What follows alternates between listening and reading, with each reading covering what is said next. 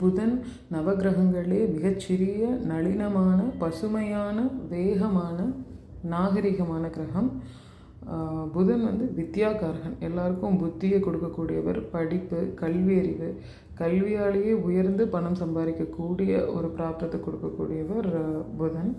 புதன்னாலே புலவன், கவிஞன், நிபுணன், பேச்சாளன், வித்தகன், ஏகலைவன் அப்படின்னு சொல்லலாம். ஒருத்தருக்கு பேச்சு நல்லா வரணும் அப்படின்னா அதுக்கு புதன் ரொம்ப நல்லா இருக்கணும்.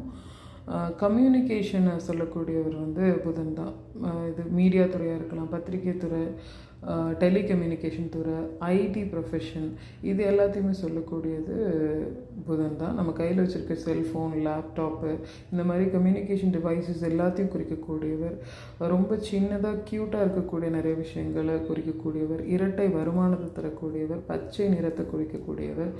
சிறிய நரம்புகள், காது மடல்கள், மூளை, விரல்கள், நாக்கு, இதெல்லாத்தையும் சொல்லக்கூடியவர். உறவுகளில் தாய்மாமனை சொல்லக்கூடியவர். காதலன் காதலியை பற்றி சொல்லக்கூடியவர் புதன் தான். இன்னும் புதனை பற்றின டீட்டெயில்டான இன்டெப்த்தான விஷயங்களை புதன் நவகிரகங்கள் அப்படின்ற வீடியோவில் சொல்லியிருக்கேன். அது ரொம்ப ஷார்ட் வீடியோ தான், 15 minutes ஆர் ஸோ அந்த மாதிரி தான் இருக்கும். மிதுனம், கன்னி ராசி அல்லது லக்னம் இருக்கக்கூடியவங்களும் சரி, புதன் வலுத்திருக்கக்கூடியவங்களும் அந்த வீடியோவை கட்டாயம் பார்க்கலாம்.